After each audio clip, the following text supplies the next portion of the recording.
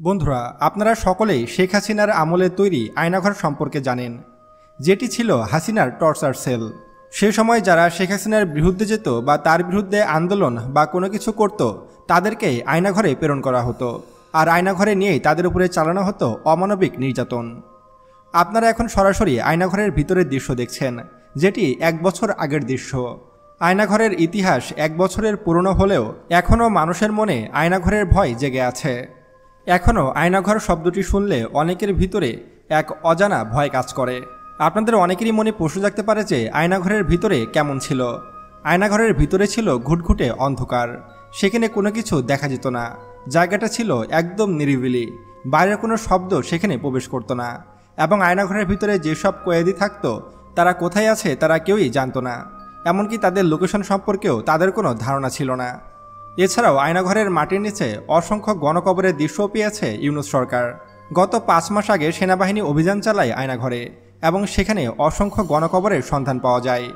শেখ হাসিনার আমলে যারা শেখ হাসিনার বিরুদ্ধে কাজ করত বা তার বিরুদ্ধে যারা অভিযোগ করত, তাদেরকেই আয়নাঘরে বন্দি করা হতো।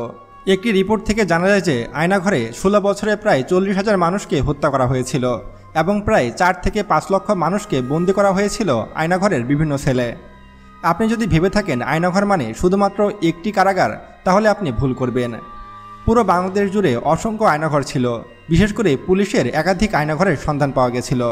এছাড়াও বাংলাদেশের গোয়েন্দা সংস্থা এনএসআইয়েরও বেশ কয়েকটি আয়নাঘর ছিল। এমনকি ডিবি হারুন সে সময় অনেক পরিচিত একটি নাম ছিল, অনেকে ভাতের হোটেলের হারুন নামে চিনত। এই হারুনেরও কিন্তু আয়নাঘর ছিল, যেখানে মানুষজনদেরকে নির্বিচারে টর্চার করা হতো। এমনকি অনেকের কিডনি, ফুসফুস, এমনকি চোখও তুলে বিক্রি করে দেওয়া হতো। এছাড়াও এখানে মানুষজনদেরকে নানাভাবে নির্যাতন করা হতো। আপনারা এখন সরাসরি আয়নাঘরের ভিতরের দৃশ্য দেখতে পাচ্ছেন।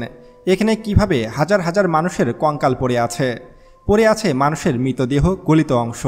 এইসব দেখে আবারও মনে পড়ে যায় সেই 1 বছর আগের ঘটনা, যখন এই আয়নাঘর আবিষ্কৃত হয়েছিল। এ যুগেও মানুষ যে কতটা নিষ্ঠুর হতে পারে তা এই আয়নাঘরের ছবিগুলো দেখলে মনে পড়ে যায়। একটি শাসক কতটা স্বৈরাচার হলে এমনটা ঘটতে পারে তা আপনারাই কল্পনা করুন।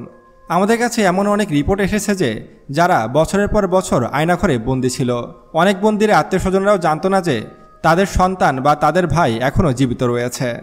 আওয়ামী লীগের শাসনামলে যেমন আয়নাঘর ছিল, ঠিক তেমনি বিএনপির সময় ছিল হাওয়া ভবন। আমরা অনেকেই আয়নাঘর সম্পর্কে জানলেও হাওয়া ভবন সম্পর্কে জানি না। আপনারা যদি হাওয়া ভবন সম্পর্কে জানতে চান তাহলে আমাদেরকে কমেন্ট করে জানাতে পারেন। এবং আরও এমন ভিডিও পেতে এখনই আমাদের চ্যানেল সায়েন্স বিডিকে সাবস্ক্রাইব করুন এবং পাশে আসা বেল বাটনে ক্লিক করুন। দেখা হচ্ছে পরবর্তী ভিডিওতে। ততক্ষণ পর্যন্ত সুস্থ থাকবেন, ভালো থাকবেন। আল্লাহ হাফেজ।